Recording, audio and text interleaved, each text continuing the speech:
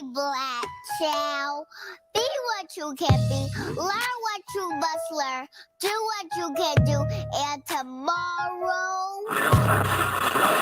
What do you do after you read?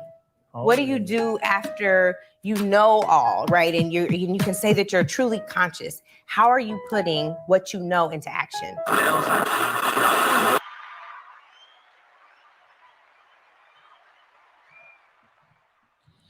What is up? What is up? What is up? It is your girl Jasmine. I'm in the studio at the Good News Network, and we're bringing you the 4th episode of New Black History Makers. Today, we're talking about Black women and mental health. Last week, we were talking about Black men and mental health. So we were like, we got to get the sisters in here and we got to definitely have that conversation. So as you can see, if you're on the YouTube live, I am not alone. I am joined by Brittany and Mikey. Just excited to have a conversation. I know them from being in the community, whether it be Bible studies or just community different stuff. But yeah, these are just two people that I think are super dope. So I had to bring them on and just so we can have a really dope conversation. So we're gonna do a check-in first with both of them, and that's essentially what we do. Also, we are offering advertisements. So this space right here would be for you if you wish to have your business advertised on this show and on this network. We would basically are saving this spot for people that would like to get that. We haven't really pushed it out there, but if you're listening to the show and this is something that you're interested in, please DM us. And you could sponsor one of our shows. But let's check in first. So, Mikey, you're here. Brittany, we'll get into the introductions and stuff in a little bit. But first, simple question, of course, is just how are you? So, anyone can go ahead and tap in on that. I'm good. I'm feeling really good today. As you know, we started the morning at the gym. Yes, Brittany is my accountability partner as it relates to the gym. So I'm doing really good. I feel like I mentioned, it sets the tone for the day, and my day has been given what it needs to give. So I'm good. I love that. I love that. Okay, what about you, Mikey? I haven't even thought about it. Let me see. A lot has happened today. To be honest, I have a lot of mixed feelings. Okay. I'm not really I actually, before I came here, I actually just got vaccinated. And I definitely have mixed feelings about that. Right. But I have a job that I need. So yeah, I'm processing that. I'm in process mode right now. So I don't even really know how I feel. So that's good though. Yeah. Because sometimes we don't identify it and people are like, well, how are you doing? And then we say good, but we're not good. Yeah. Or we're not, whatever we're saying. So yeah, the second question. So essentially I have a list of questions for the check-in, and I was reading something one day and they were saying usually how are you is the first question, or if someone came from work, how was work, or how was school, whatever, those are questions. But to stay away from those questions, there was a list of questions. So I kind of made my own question. So I'll pull a different question every time. So the question for today, so that we can also check in, but then also ask a question that gets our mind going a little bit more, is how could you have showed yourself more grace this week? So that's I forgot I was on camera. They can see. Right. So if you're listening by another means, definitely go over to the YouTube so you can see our facial expressions. But how could you have showed yourself more grace this week? I'll start while they're thinking. I'll also answer the question of how I'm doing. I'm good. We have, those days where I had days this week where I was a little frustrated and couldn't even tell you why I was frustrated, right? But just had feelings of that and kind of just let them surface. Woke up the next day and was feeling a little bit better. I don't really go through the whole sad and, mad and those kind of emotions. A lot of my emotions are like the frustration or irritation, or I'll be extremely grateful one day, right? And that's a high for me. And the happiness and stuff and things, those are just not really like descriptors for me. But it's a lot of, boy, I be irritated, a lot, and I do have a lot of days where I'm like, I look at my business or look what I've been able to do, and I'm like extremely grateful, and that puts me in a really good, space. So today I'm like in the middle. I'm not experiencing like irritation. I'm not on this super high, but I'm like, we're here, we're getting things done. Today was a productive day. It wasn't like a chill day. We love those kind of days, but I was able to just kind of exist and be productive, do what I need to do to make sure that like jazz is good. And we're here. But did anyone want to touch on that? How could you have offered yourself more grace this week? That piece, or did y'all want me to go first? I'll go ahead. Okay. I would say, as I'm prepping for this new job, which I'm super grateful for, Mhm. I always seem to find ways to like tack on burdens. You know what I mean? And part of that is this is huge for me. Like I need this like financial opportunity. Yeah. But I've also mentally have already spent up the salary like in my head, and it's not enough like already. And so I'm just like, dang, I'm not going to be able to do this and do that. And I realize like I have to take a moment, and it's like, yo, chill, you're going too fast. And a lot of it has to do with me wanting to be impressive, wanting to be in a certain space super fast. Right. And so for me, it's just like, yo, I need to show myself more grace, because it's like, yo, you're on the right track. You're doing the simple things that you need to do, and find like there is joy and there's success and victory in like just those like in the process, like in the little steps. You know what I'm saying? I haven't finished building the whole house, but I laid down a brick. Yeah. And it's like, yo, that matters. You know? So I guess like the small victories. I've been seeing that a lot on Instagram and stuff, but like for real, because I'll just run too fast and then I get stressed out and then I get anxious. Right. And then, so yeah, like I'm good. Like everything's gonna work out the way that it needs to work out. Yeah. So, yeah. No, that's good. How about you? I think that I just have to remind myself that I'm one person and there's only so much time in a day to get things done. Yeah. Kind of just feeling like how Mikey is, the house gonna get built. Yeah. But it takes time. These things take time. And sometimes I get anxious when I'm not able to accomplish as much as I wanted to in a day or in a week. That's kind of how I look back and can tell if I was productive enough, or Right. that's how I scale. I look at my productivity. Right. And on the days that I'm not able to do so because I'm tired or because one task took a little longer than expected, I just kind of harp on it a little too long, and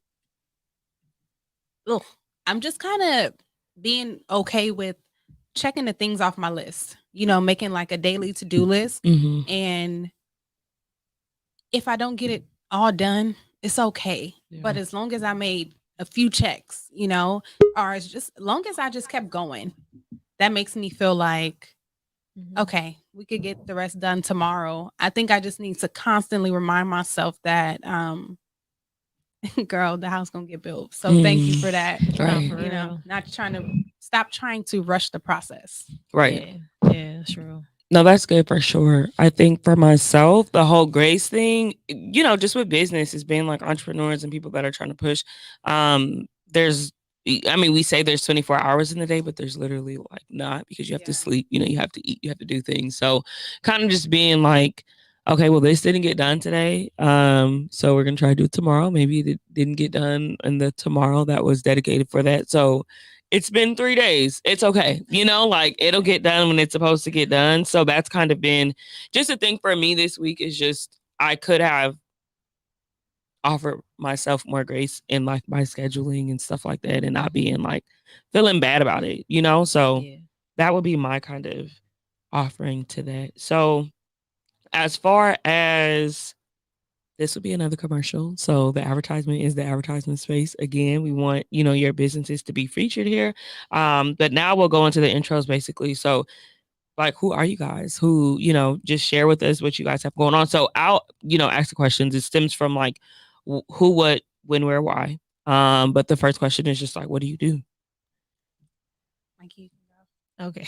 I gotta figure this out. Okay. I feel you. So yes, my name is Mikey.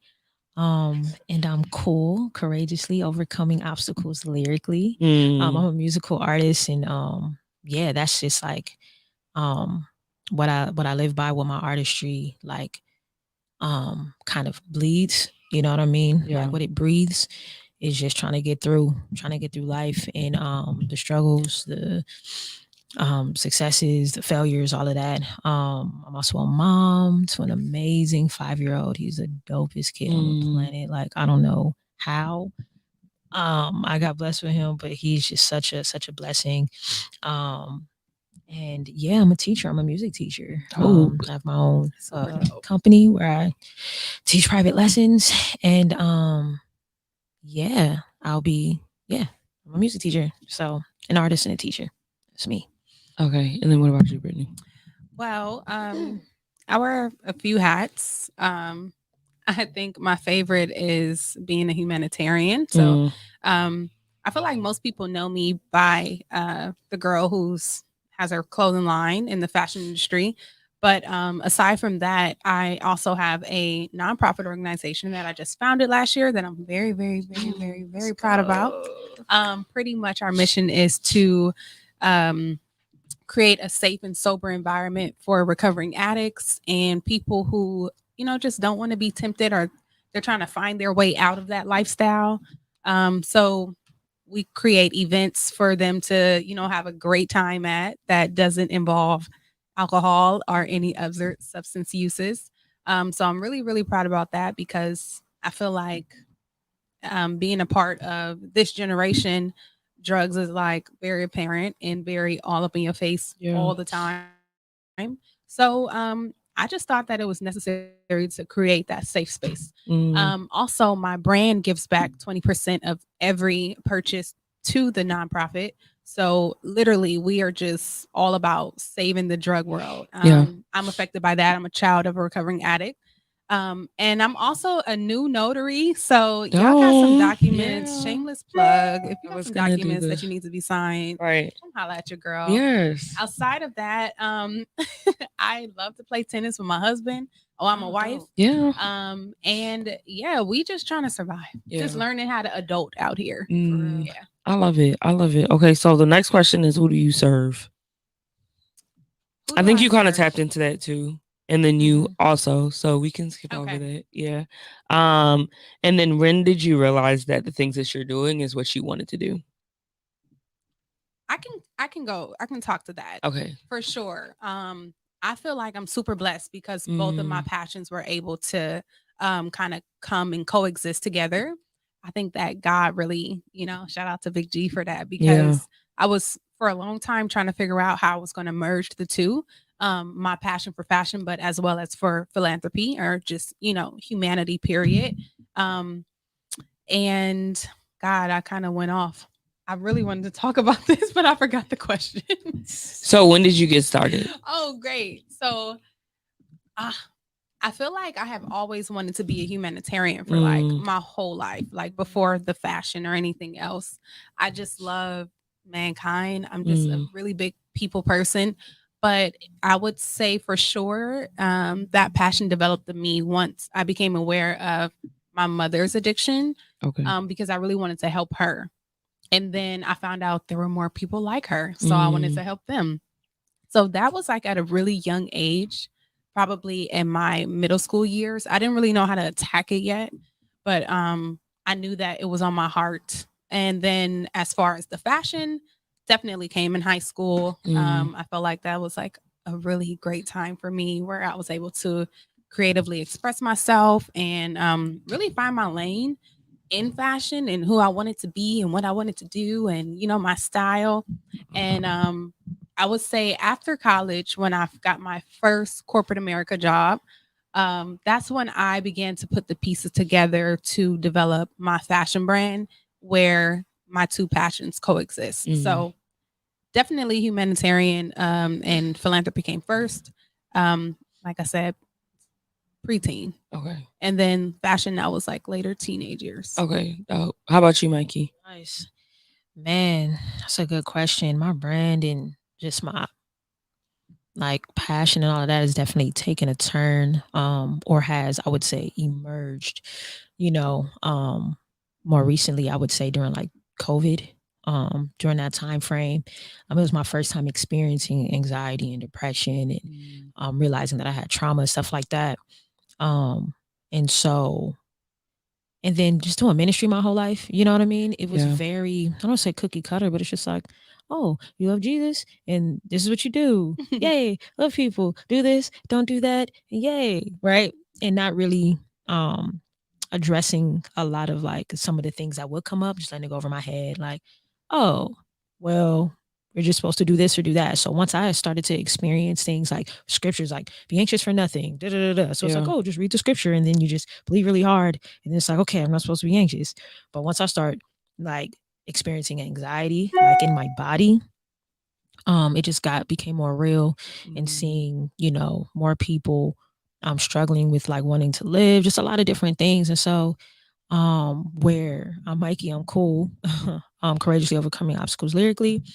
And then Heart Expressions, which is my music teaching company, is where my artistry is where I share my heart and I share these struggles and how I'm overcoming these things through my artistry. And Heart Expressions is where I can give an opportunity and give tools to help other people do the same thing. So I can teach you how to play, I can teach you how to write, whatever, a healthy way to navigate through adulting. Like, you know what I'm saying? And so the thing for me right now, so I guess that's the answer to the question is like around the COVID time, and I started experiencing that stuff to where it's like we have, our present issues and stuff that we're dealing with now. And as we're growing older, but then we're realizing our childhood traumas, right? They're like hopping on our backs, right? Because I mean, we've grown up, gone through stuff, but we didn't really know the impact of it. Now that impact is happening as we're also trying to figure out how to like pay rent and do bills and keep a job, right? And then, but we also have aspirations and everything in the front as well. So it's just very tough. And so my thing right now, like my little hashtag line, whatever, is we gonna make it. And so really just trying to offer, like you're doing exactly, just doing the same thing, just in a different way. To give people hope, to just hold on one more day. So I just need to hang on one more day.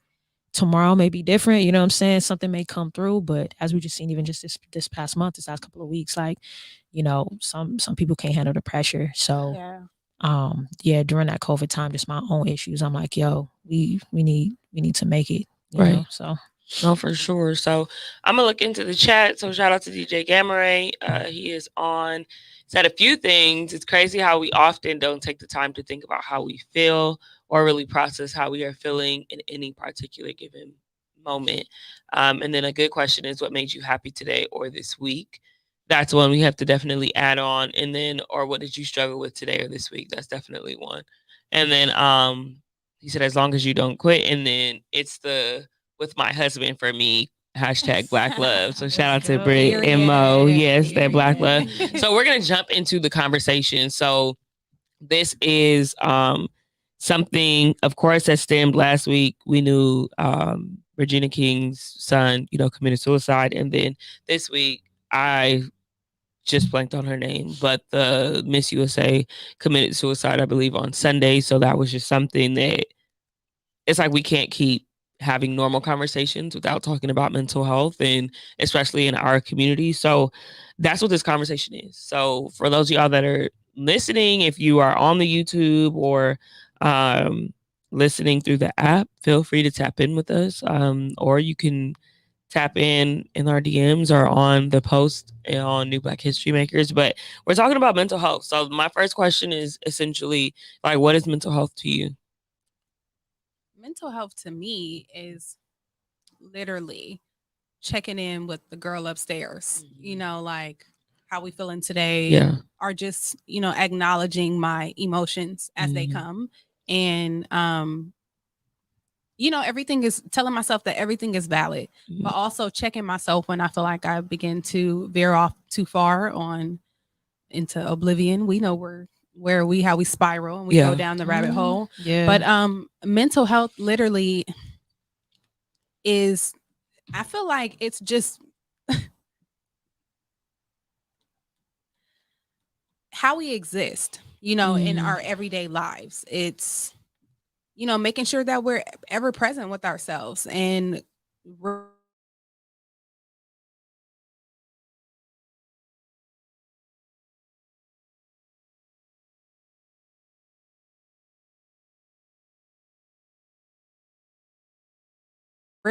that I'm good, on the inside.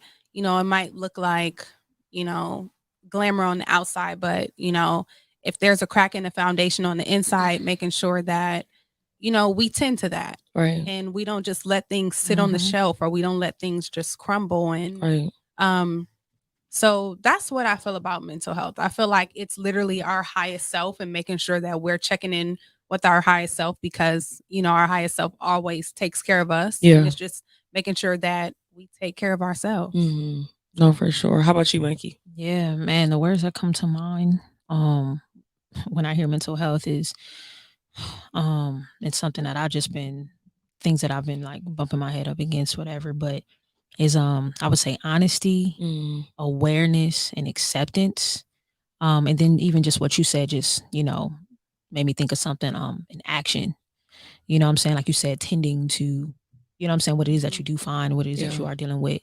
Cause like I said, I spent most of my life just floating. You know what I mean? And it's like, man, there's so much like that needs to be like tended to and addressed. And so with honesty, awareness, acceptance, and then action, I feel like that, can kind of encompass anyone's kind of like journey or their pattern or whatever. Yeah. What that looks like. So So the next question will like segue into basically like, how has your relationship been with mental health? And then I'll start first. But for mine, I say it often. I come from a 2-parent household. My parents were married. Have been married for 26 years. Grandparents, same thing. So we had a very stable situation growing up. Very sheltered. So my parents didn't let us see a lot, didn't let us experience a lot. So I didn't really start to experience certain traumas or just different things until maybe I was about 17, 16, 18, around that time. But I think there is some type of like, there's probably another word for it, but this whole thing of like the survivor's guilt kind of thing, where I felt like I could not operate or be involved in conversations concerning mental health because I didn't have the trauma to compare to what other people had, right? And you hear stories that people have gone through, a lot of like just sick things that people have gone through, right? And I'm like, I don't have that, so I took the back seat to a lot of mental health conversations, right? And it caused me to shelve things because it's like I was telling Brittany earlier, my dad wasn't affectionate. And that's not even something right now that I'm like, I speak to because my dad was there, a great dad, it's still there. I call him, whenever, like he really laid a great foundation, for me. So that's not something that I go around and say, well, I'm a poster child for fathers not being affectionate. I'm understanding that that was just who my dad was, but he was able to flourish and blossom in a lot of other areas. So for a lot of things, I just shelved those things, like shelved a lot of different things that I went through. Because it was just, you hear somebody else's story and it's kind of like, all right, okay. But then, there's a time and a space when you're by yourself and you have to deal with certain things. Yeah. And there's nobody else around to compare their trauma to. There's no one else to compare tears with. There's no one else to compare, anger with. You just have the anger or the, depression that you're sitting with. So for me, it was kind of getting past that moment of feeling like, oh, I wasn't worthy is an interesting word to use of it, but I wasn't like in need of it, right? I wasn't someone that could be advocated for in that space. So for me, that's been like changing a lot lately. It's been for sure shifting a whole lot. So that's kind of what my experience has been with it, So anyone can kind of grab. Yeah. And you can answer the question or just add on to whatever, either way. I wanted to touch on what you said about comparing your situations and just how real that is. Or even feeling like, I ain't never had nothing like super dramatic, so I can't really speak to this. But because I feel the same way, right? Until I had something that was like, uh-oh. And then, even then, when it like the light bulb went off, it wasn't immediately, apparent to me like, this is a mental health issue. Yeah. It was kind of like something's wrong, and I tried to figure it out. But the further that I dug deep into myself, I realized, hey, this is definitely a mental health thing that you need to definitely check in with somebody else about, like this is above our pay grade. We need to seek a professional or whatever, what I'm saying. But even going through that, I was, you know, kind of reluctant to share my experiences with my friends because they had been through things that were much, much, of greater traumatic, experiences. And I'm like, I'm not going to bring this to them because, girl, they're going to laugh or they're going to, you know what I mean? I kind of already know, like, just don't do it, you know? But learning that my emotions and my feelings and my experiences are all valid. So now I know that today, but for a long time, and I would say this is 2017 when it kind of like went off in my head, right? So I think at that time I was probably like 24 or something. And I feel like for me to have not checked in all those other prior years, or for me to even feel like I needed to check in on my mental health,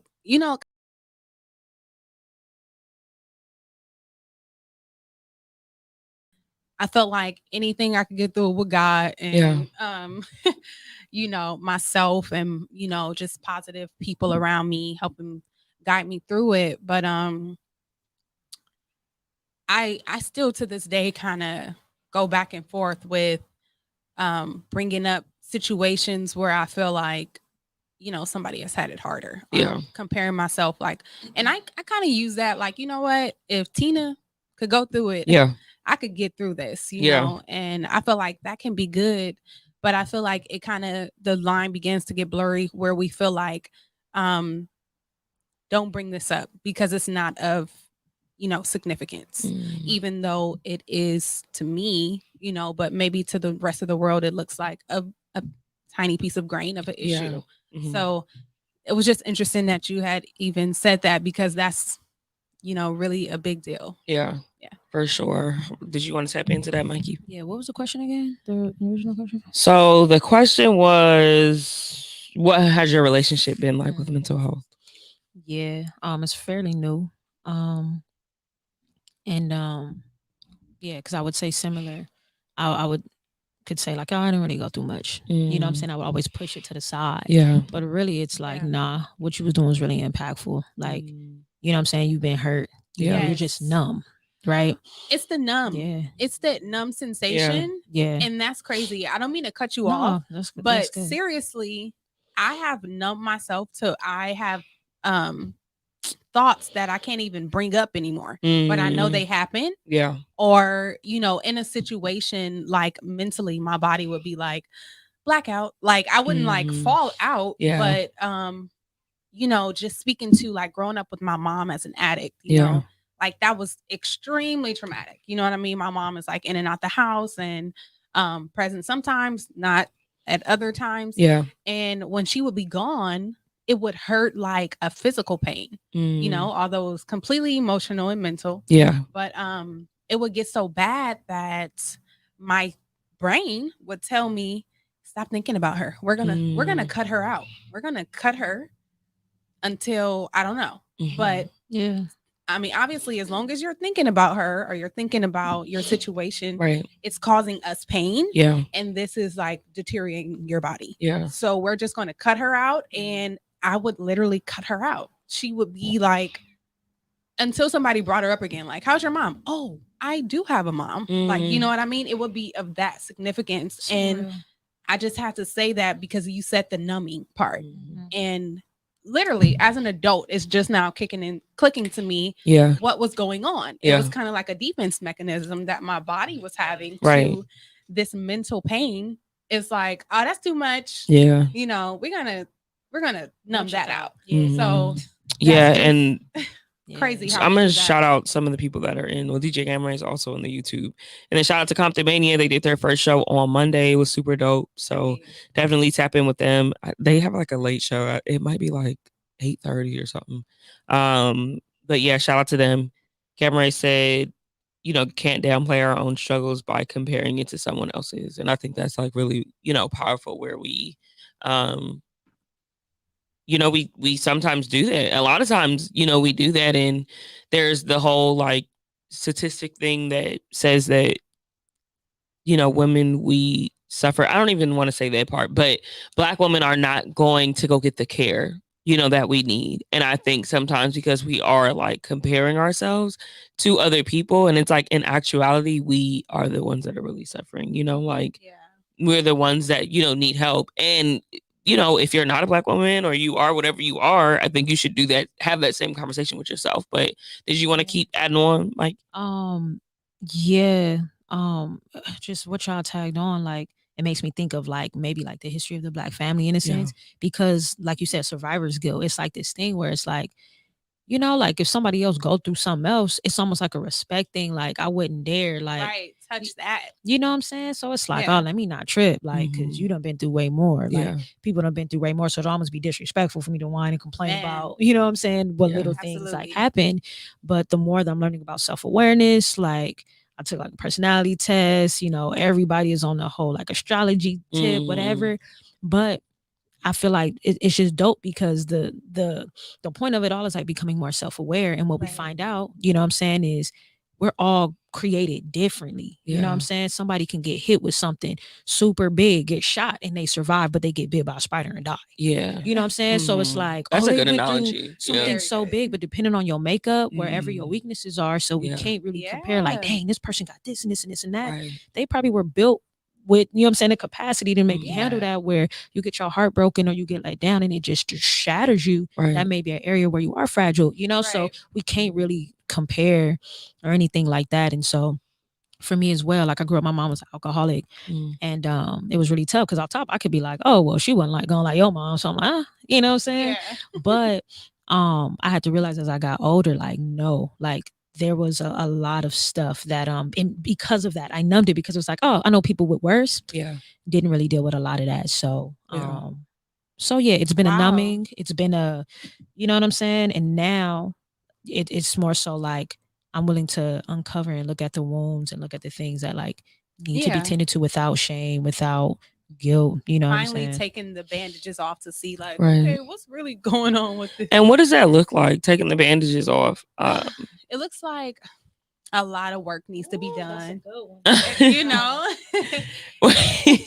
looks like a lot of reassessment. It looks like a lot of unlearning, a lot of relearning, a lot of self-education. It looks like a lot of accountability. Right. It looks like That's a good one, because so there has to be a real conversation that needs to be had about mental health and the responsibility that we have as the individual self. Right. So we can say, well, being on social media all the time is depressing, and looking at everybody is depressing, and doing that. Right. Like that's fine. But then if you remove all these things and you're still in a state of being depressed, there's an accountability for yourself to do whatever work you need to do to get to a certain place. And even with like a lot of the conversations around suicide, of course, not as an initial response, but I was like, we have to start becoming and putting the responsibility back on ourselves to be happy, and to operate into happiness, because we're not going to get it from Instagram. We've already seen that it's not coming from Instagram. It's not coming from our family. It's not coming from a spouse. It's not coming from children.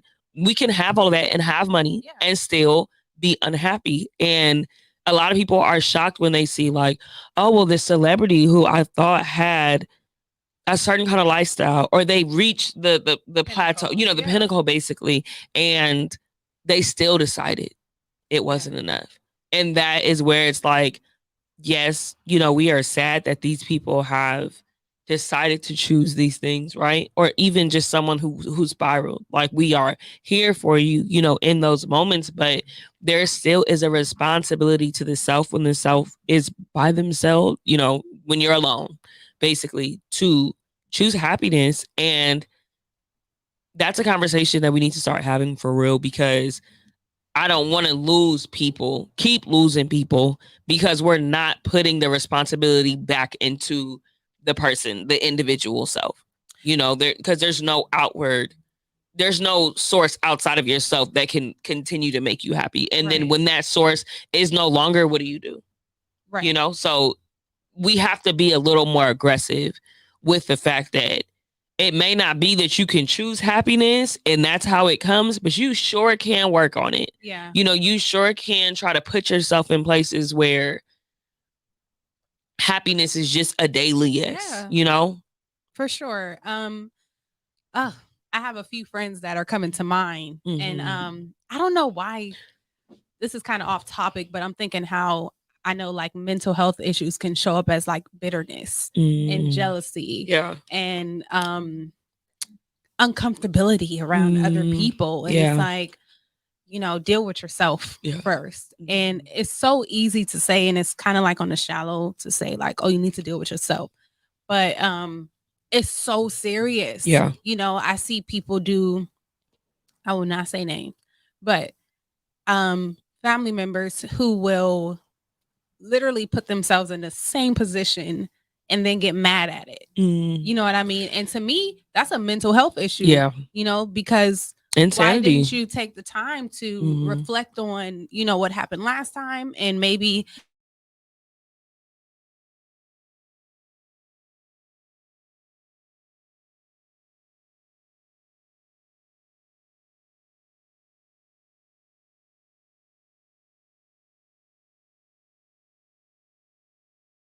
that's the part that really gets me. It's like, okay, you made a mistake and you ended up in a desert again. Right. But why be mad that you're in a desert? Like, get out the desert. Right. You know what I'm saying? Like, you're choosing to set up a whole tent and build a fire here. Right. Like, this is not the end all be all. So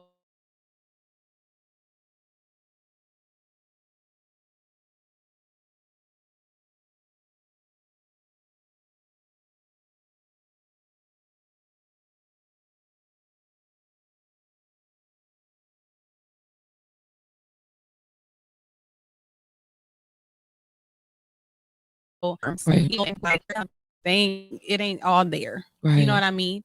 And I know that it can be if they just took the time to be accountable for their actions. Yeah. You know what I mean? Instead of blaming outside sources or Right. entities and stuff like that. But I feel like a lot of people don't understand that the role that mental health plays in their everyday life. Yeah. Or their decisions or in their outcomes. You know, so I just felt like that was definitely something to speak on, because I know we were talking about, you know, how someone can get so far to taking their lives, but I've seen people brought to their knees from like a breakup, or you know what I mean? For something small. I mean, someone the other day mentioned, I don't even remember how I was talking to, but they basically were like, there was a mother and a son. They were getting into it, and it was over like either like a light bill or something small. They get into it. Mom goes out the front door. Son goes back. Then they hear a gunshot. She turns around. Son killed himself in their backyard. You know, so something so small, right? But you know, you can't tell me that it was just that moment, right? There was things that led up that make you hiding a huge moment. I mean, a small moment into thinking like, well, I cannot take anymore, you know? And then something like that happens. And that's the thing. It's like, well, you know, what are we doing in those small moments? And that's a question too. One of the questions is just like,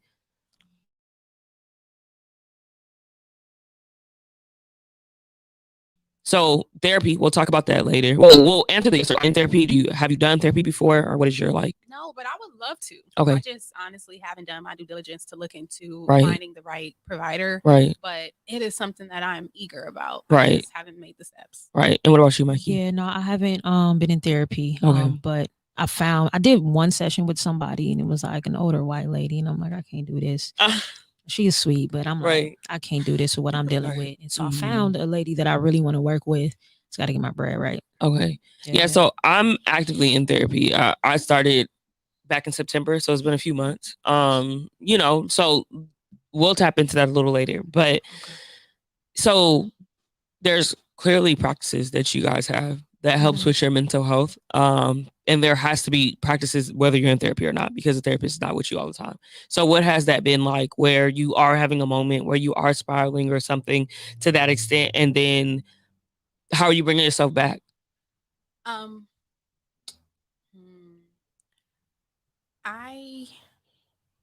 thinking about like a moment that I just had and how I had to literally pull myself out of it. Yeah. It takes a lot of self-talk. I have to have the conversation with myself. Like, all right, let's put a pin in it and, you know, look at our trajectory. Yeah. We're going down. If you're okay with it, fuck it, we going down. Yeah. You know, but if you're not, then we need to figure out how to pivot the situation. And I have to have that conversation with myself and then think about, okay, exit strategy, you know, and maybe that just includes me having some type of like inspirational self-talk in the moment. Like, you know what? You're going to be fine. Like, stop tripping, get out your head. Everything is going to work out, you know, in your favor. God got you. Like, you don't have to harp on this or, you know, whatever, but it definitely starts in the mind. Obviously it was already brewing in there, but I just have to kind of like get off the 405, sis. You know what I mean? Like, it's jam packed right there. We got to figure something else out. For sure. Yeah. How about you, Mikey? Yeah, similar. For me, it's more so like writing, like getting it down. Just either I'm typing in my notes, whatever, like getting the true honest feelings of what I'm feeling out. And this kind of ties into the bandage and also like the accountability, right? When you talk about certain people that just don't want to, and as you were talking, I'm like, yo, like it's fear and it's pain, right? Because in those moments, so one of the things that I've been doing is just embracing it. I start having an anxiety attack and I'm like, we just finna go have this. Go. You know what I'm saying? My God. I'm gonna go sit on the bathroom floor. Yeah. And I need to let it out and get all these crazy thoughts and all of this. Like, I needed to come out and let me write it down. So I can see how ridiculous it looked. Like, for real. You know what I'm saying? And that's been helping me to like relax, because a lot of times what we fear in that accountability piece is like the shame and guilt of seeing ourselves, us not being enough, like us actually being trash, us actually being like, you know what I'm saying? Like, those are the things that are underneath there. So we keep the pride and all of that, and we'll stay in a situation because we don't really want to deal with ourselves because of like shame and guilt, right? And so for me, it's like, all right, I need to uncover all these things that I really think about myself. Some of them may be true, some of them may not be. Right. You know what I'm saying? But I can at least then I found myself being able to like breathe a little bit better and everything, because some of it is like you're a little extra. You either just want some attention or you're afraid to do the accountable thing. It's like, yo, like, you got this. Go ahead and submit this paper. Go ahead and do whatever. And then I can address, oh, okay, that's fear. You know what I'm saying? I'm able to really kind of like trace it, but I have to feel the emotions. So I embrace it and I cry and I hyperventilate. I be a mess. You know what I'm saying? But I've noticed, and it may take an hour or so, but I'll eventually will calm down because I either don't have no more energy. But I can look at my paper and I say, like, I feel inadequate. I feel like I can't. And then it's like, okay, you just being scary because you actually are dope at this. You gotta read yourself your resume sometimes. No, like, hold on, because we did this and this and this. So, and it's realistic. It's not even just like a, you know, for example, say someone don't like their body or whatever, and it's just like, oh, I love my body. But it's like, you don't. You know what I'm saying? Like, there's the part where you need to like encourage yourself and learn to love yourself. But then there are the other things where it's like, no, like, realistically, let's look at what it actually is. And so that's helped me. And then also just, you know, me being a musical person, putting it into music, because I struggle with communicating. Actually, I actually like trying to express like how I feel. It don't come out clear sometimes, but when I start to like in everyday normal conversation, you know what I'm saying? Because even one thing, I don't know if this will come up in any other conversation, but going through a divorce or whatever. So when I was married, a lot of the times when we would talk, certain things would come up, and I'm like, it's like a knot in my throat. I'm like, I can't even. I want to talk and I can't because it's marinating. I'm dealing with so much, and I'm like, you know what I'm saying? But as soon as I'm like pen to paper or thumb to notes, and it's like a rhyme, like, you know what I'm saying? I'm like, oh, I can communicate it this way. So I recognize that there's no pressure, right? Even with prayer, I struggle with prayer. But if I write it out, it'll come out. So sometimes it's just like a vocal thing that I struggle with. So me typing it out, me seeing it, and then putting it into a song form, because I know how to, you know, like the basics with that. I can create a little song, whatever, and have that play back to me. You know what I'm saying? And I can listen to it, and it can help to encourage me. It's almost like it's not even me. You know what I'm saying? Right. So Right. those are some of the things. And obviously just talking to my homies who understand. I have some really good people who listen very well. And who are sensitive and understand how fragile I am. Right. And they know how to, you know what I'm saying? Like care for me in certain moments, and that'll get me through, you know what I'm saying? Yeah. Certain things. Cause to be real, like I done started like smoking, taking edibles, like I'm like, it's too much. It's just the pain is way too much. Yeah. And I noticed my eating patterns, right? You know what I'm saying? Eating the chili gummies from 7-Eleven, cookies, pizza. And I'm like, I'm emotionally eating. Yeah. And I'm like, so I'm gonna mess around and die from stroke, high blood pressure, Right. like self.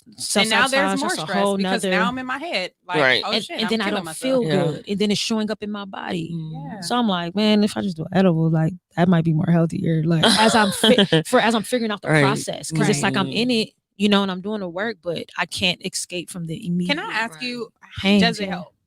help? Sometimes, then sometimes it doesn't. You know what I'm saying? And I'm a percentage girl, so I'll be like, yeah, this is like 25% great. Yeah. What percentage of the time does the edible actually help you to maneuver your process?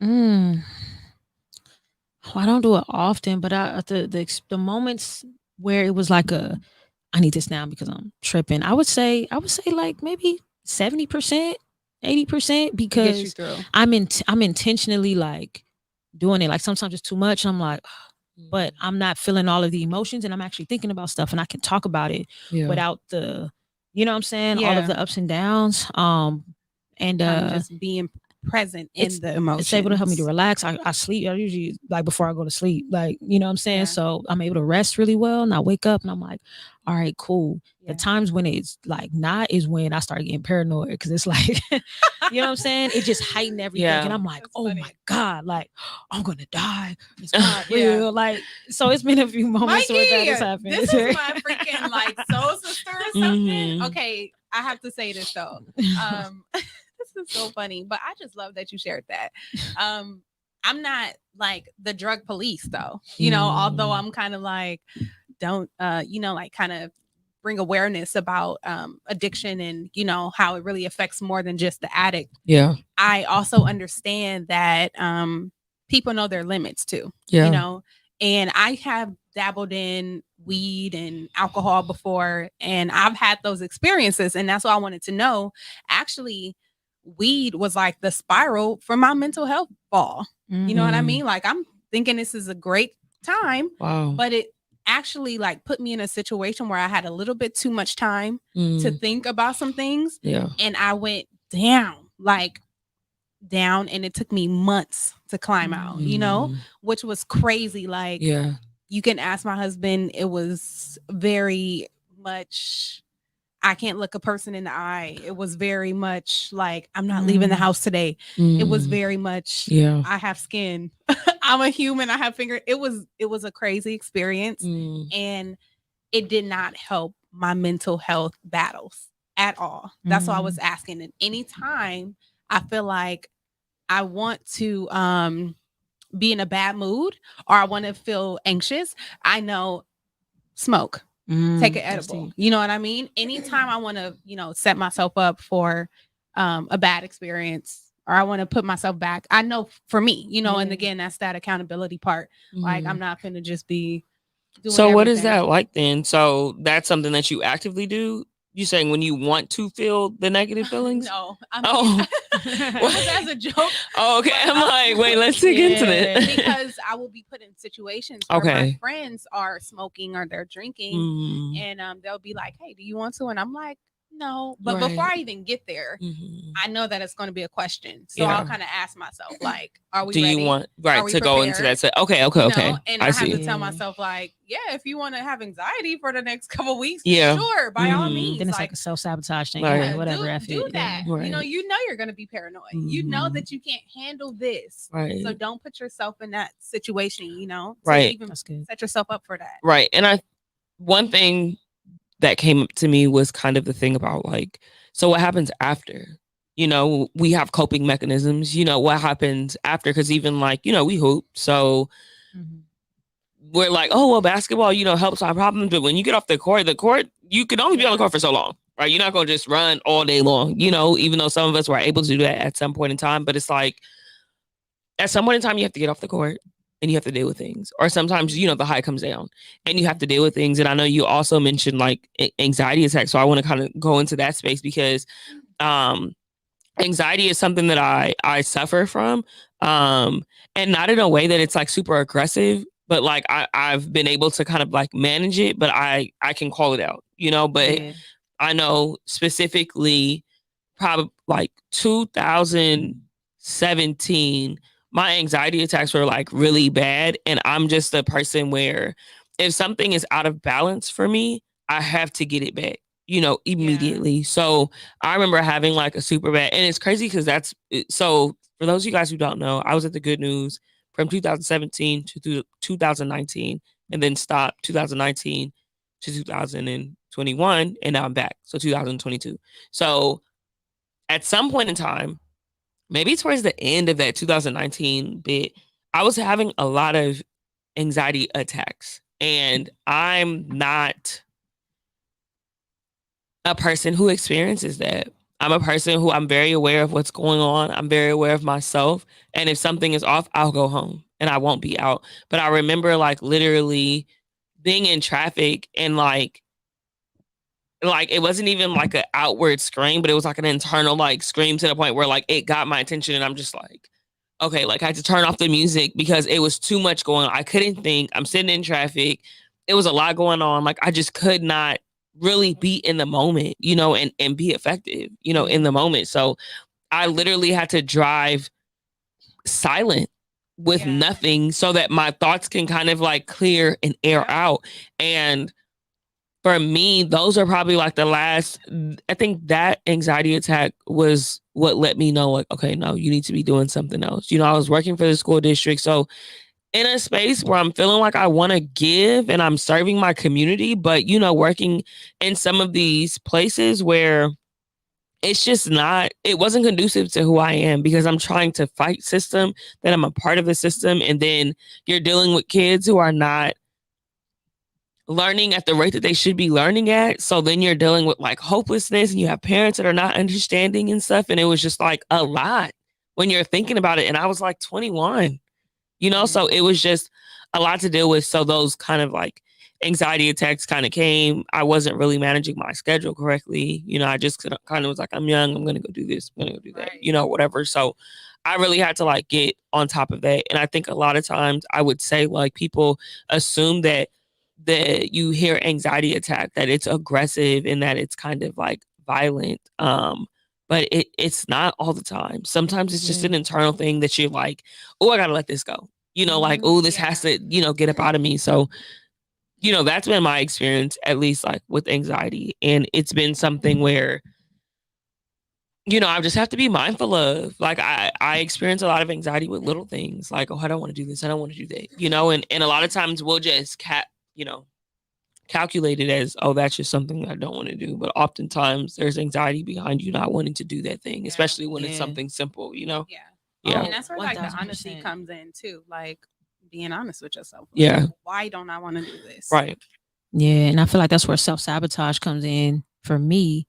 Some of those little anxieties and stuff like that. Like for me, I won't handle it. I'll run from it, things like that. And so for me, it's been intentional. What came to mind was kind of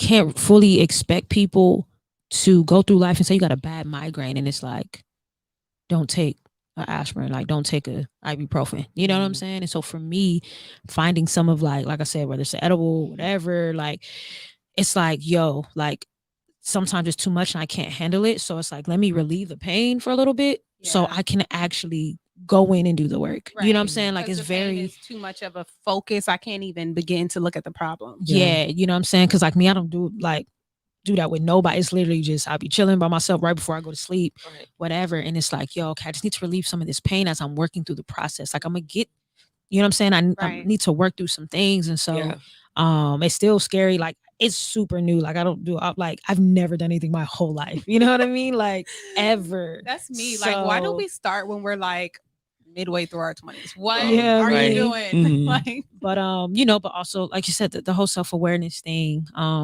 like is super important. So yeah. And shout out to the people in the comments too. So Devontae, my brother, shout out to you. He said I have social anxiety, literally have to coach myself up every day to interact with others. That's real. who is that? Devontae. Devontae. Yeah. Shout out to you. You literally remind me of my brother. He is literally an introvert. He never leaves the house. Like an adult male. Wow. Never leaves the house. He's like, he'll be 33 this year. Wow. The anxiety is crippling. Yeah. You know, like it's hard for him to look people in the eye.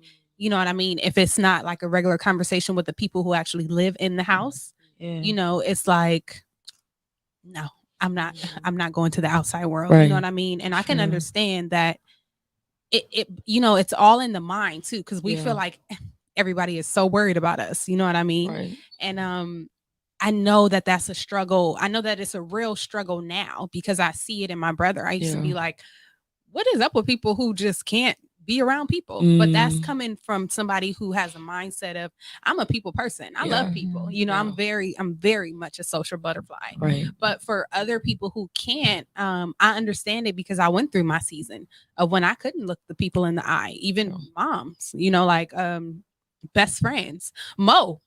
My husband is Mo. It was very tough. And I'm like, wow, people have been dealing with this for years. Right. You know what I mean? And I'm like, I've been here for a week. I'm ready to check out. You super know what humbling, I mean? super humbling. So yeah, shout out to you, Devontae. You know, I just pray that you continue to find peace in that and work yourself up. We love you out here.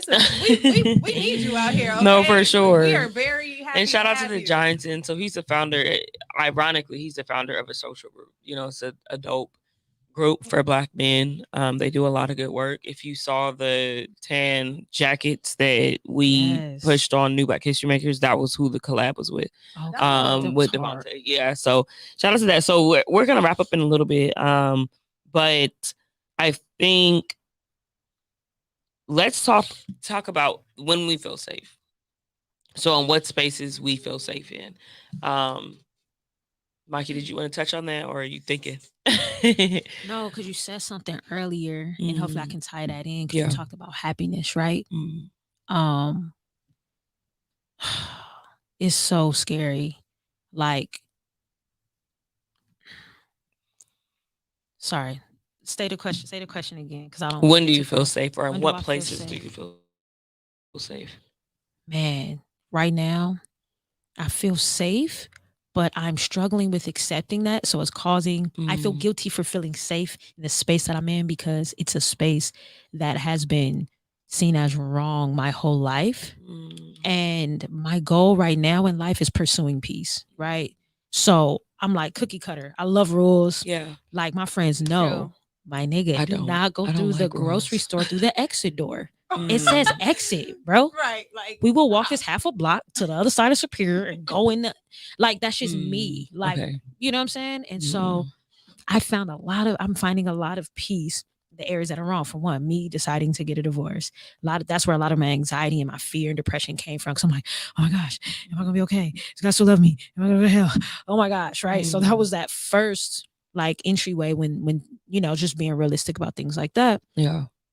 Partially for me as well is I've struggled with homosexuality for years, you know what I'm saying? And so, and I won't say struggle with it. Like I've always been like open and honest about my attraction, like, you know, but it's like, I'm just choosing to do this because what I think is right. But I've never dealt with it. And I don't even like to say deal with it. I've never like, I don't say embrace it, but like analyze myself and really spend time with myself. Like, what's up, Mikey? You know what I'm saying? And so for me, a lot of that, obviously Black woman, and now like just accepting the space of like queerness or like just being homo, whatever. Like there's so much, me thinking about staying married, anxiety, me thinking about not, it's like, oh, I have peace, but it's like everything that I know, it goes against those rules. Yeah. So I'm just like, I can't take this weight no more. I'm afraid that I'm wrong, but I have to go with what I feel peace in my body. Right. I can't seem to figure out this homo thing, but I have peace in knowing, like, all right, God, I don't know, I just your grace, whatever. Like, I keep messing up, so I'm just going. I'm a be in this space. Like, I'm just going, you know what I'm saying? Yeah. And I'm afraid because I don't know. But Right. I know that I cannot lie that I have peace, and I'm scared that I have peace because I feel like I shouldn't. You know what I mean? Yeah. So dealing with the things that I've grew up, what I've been taught, and all of that is colliding, and is the scariest thing. And I say the most dangerous thing I've done my whole life is to exercise like thinking for myself. You know what I'm saying? Yes. Like, for real, it's been super dangerous because now I'm over here smoking weed. I'm like, you know what I'm saying? Getting a divorce. I'm over You here gotta do those things. accepting like my sexuality where I'm at, and I'm just trusting like the journey. Yeah.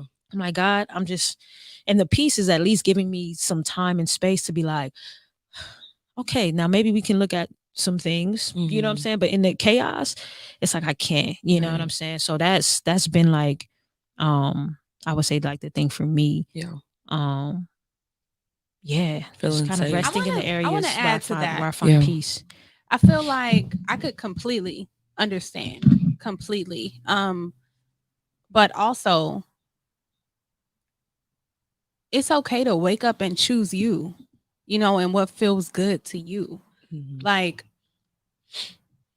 if God wanted us to struggle, like, you know, that's not his will. Yeah. You know what I mean? You know what I'm saying? Like, I just don't believe that that's that. And I feel like God created all things, you know, and it's a lot that we don't know. Just because one thing says this is the way, you know, that doesn't mean that that's the only way. You know, maybe this is a way, you know, but that doesn't have to be the whole entire way. And you know, that can that's a subjective conversation, you know, because I know you said that you have your spaces, right, where you feel like you're guilty for feeling good in a space that makes you feel good, you know, and that's like, damn, talk about self-sabotage, you know. But I mean, I've been there too, just battling with having my own spiritual battle and feeling like it's okay to learn about different religions. And, you know, I feel better, you know, learning about these things, you know, because staying in one place made me have anxiety, or, you know, because I wasn't living up to this, you know, but then finding out, you know what, there's another space that I can exist in, or some other things that I can do. And this feels much better. Yeah. And I'm not harming anybody, you know, and I've been thriving in this situation, you know what I mean? Yeah. And I still got my relationship with God. You know what I'm saying? It's just kind of like, wake up and do what's best for you. Like, honestly, I have had to tell myself, if it feels good, you know, within boundaries, you know, consciously, like, if you're doing something wrong, you know, you're conscious. I mean, that light bulb is going to go off. Like, I don't know. And I know that you're saying like, that's what it is for you. Like, this light bulb is going off. Saying like I'm doing the wrong thing, but this is actually making me feel good. But I feel like, choose you. You know what I'm saying? Like, I had to learn that because I was living in this box that people wanted me to be in, and it was hella uncomfortable. Like, you know what I mean? And I just couldn't do it anymore. And when I finally decided to be a butterfly and live my own life, you know, I got backlash from it. And people were like, "Oh, you're so earthy, and you're so, you know, like." And it's like, it's not even about that. This shit just feels good, and I'm thriving in this lane. Like, why would you want me to stay there? Because don't you call me with drama that you're having while you're in that lane, and you want me to go to that lane, and it was drama in that lane for me while I was there. I'm not going back to that lane. And it's a thing. I think it's internal conviction. I think, you know, where this is definitely a conversation that needs to be given its own, you know, platform, different things that we like, not own platform, but like its own episode. But there are certain things that, whether you're submitted to whatever, you know, and there's certain things that we have that are rules, or it's culture, or, you know, whatever, you know, so it depends on, so it depends on where you are. Because even the whole, like, okay, you know, choosing yourself, there's a lot of things that for me there's an internal conflict, you know, when certain decisions are made that I want to make, but there's like, okay, well, there's not conflict, internal conviction, I'll say. So that's, I think, something that, you know, you have to be mindful of in whatever space you're in, because there's convictions in, I believe, religions all across the world. Right. You know, there's certain things that are allowed. There's certain things that are not. But it depends on that, you know, like what is it that you're believing in? What is it that you're called to? And then, you know, what is required of that, you know, calling, you know, that you have and stuff. So that's for sure something that we got to put on the list and just kind of like dive deep into that kind of conversation, you know, with convictions in general. And I think convictions is something that we talk about in the church, but you have like personal convictions for people that are not, you know, in the church. That's something that we all struggle with is, you know, right and wrong. Like that's the biggest question at the end of the day. Like, am I doing what's right? Or is this going to take me down a path that is not necessarily good? Because even how you said, like with weed and, you know, marijuana and stuff, that wasn't something that was the most beneficial for you. So you have to figure out, okay, it's not necessarily wrong, but it wasn't the right thing for you to be doing, you know? So that's kind of that. I know you tapped into like the safe space too. Did you want to tap into? Yeah, I definitely want to tap into this. Okay. My safe place, because honestly, again, I've had like an experience recently where my mental health was tested, and I felt like I had to escape a situation, which the situation or the environment was somewhere that I'm always all the time, you know, and I felt like, you know what, I need to escape. And I'm learning that my safe place is anywhere my mom is. It's like the perfect environment, you know. It's crazy how much her energetic force is like just so reassuring, and it's like a big old warm hug, you know. Even, I mean, literally getting off the freeway. She lives in the valley, by the way, and I was having like a really like at my breaking point, and I was like battling, like, let me just get to my mom, you know. And as soon as I got off the freeway to get to her house, it kind of just like, you know, I kind of felt her, you know, even though I hadn't even made it home yet to her house. But, and as soon as I got there, my body just like all the tension just kind of like relaxed. I feel like I create that place also just with self-care regimens, oil in my scalp. I love to oil my scalp, getting my nails done. And I love music. Anywhere that there's good music is a safe place for me. Right. Yeah. That's dope. So we're gonna get ready to wrap up, but I have one last question, and then we got to bring you guys back for sure. For sure. We got to continue this conversation for sure, because it's so good, and I didn't even get to everything that I wanted to talk about. But the last question is, what's your most ideal mental state? So like if in, you know, and I don't want to say in a perfect world, right? Because I want it to be in your most practical life. You know, what is your most ideal, you know, mental state? I'll speak to that. I've recently stayed over. Me and Mo house sat for our best friends, and while they were out of town, and we were also watching their dog. And while I was there, I just experienced a piece of, man, I didn't even know that I needed that. I didn't even know that it was so close to being attainable either, you know. So and that looked like me just having it was just me, Mo, and the dog. Like, you know, and Mo would go and do his job, you know, every morning, and I would be there, you know, just fully 100% tapped into my work, which I love so much. And this dog, like, I fell in love with this dog. Like, I'm like, damn, I need a dog. Like, I told my best friend, I wanted to ask you, what's your sign too? I'm a Virgo. Really? Okay, I'll get back to that. But I have a bestie who's a Cancer, and you know, I mean, if you guys keep up with the signs in the zodiac, Cancers are like very extremely emotional and sensitive and hyper. You know, that's my son. That's my baby. So my best friend has a what is it? What she calls like an emotional support dog, and I was like, damn, this is real, because I fell in love with that dog. And that dog just gave me like the dog just exuded peace. You know, I'm sure it was the environment as well, because I didn't have like other entities or energies, you know, interjecting and clashing with my own. But I know that it's okay to like to get help, you know.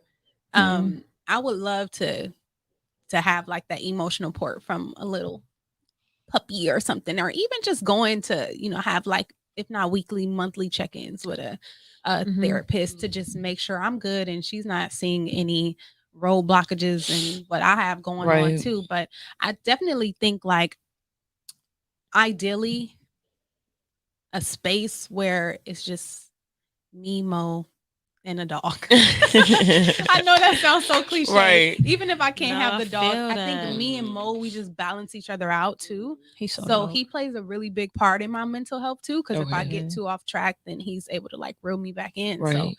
thank you, baby.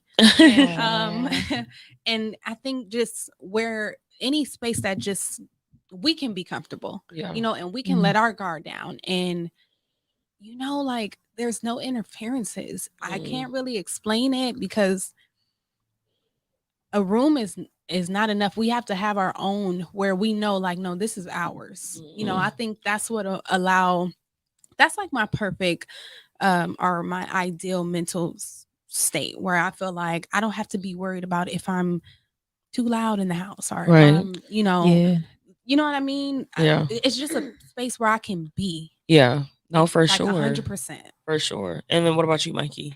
Man, Ideal mental what state. comes to mind is like being at peace with myself, being able to trust myself, being able to love myself, like fully. You know, things are always going to happen, but I'm so good at putting these extra expectations on me because I want to be impressive. I want to be accepted by others. I want to, like, you know, I don't know. It's just like I want to be this thing, you know, sometimes, and to where, you know, bad things can happen, and I'm just like, you know, not that I won't have any negative emotion towards it, but where I don't go all over the place. And it's just like, yo, like, this is who you are. This is what you're good at, what you're not. These are the values that you have in your life. Right. And I'm okay with that. You know what I'm saying? And obviously, like I said, community, being in community with people who either share the same hurts and pains, who are fragile and sensitive enough to, you know what I'm saying? It's just something about, we ain't even got to talk, but I know you feel the pain that I feel. Yeah. There's a aspect of comfort there. Right. To get through it. So yeah, just being at peace with myself, being able to trust myself, because that's where a lot of the conflict comes from. And I think that would be the main thing that would combat fear, because that fear is a real enemy for me. Man. To the mental health space. Fear. So yeah, right. It's crippling. It's really crippling. So yeah, I think for me, the most ideal mental, like, I love water. So essentially, like, being by the water, right? Like, that always is a very tangible thing for me. So like during the pandemic, when it was real thick at the beginning, like I cannot stay, and not that I cannot stay at home,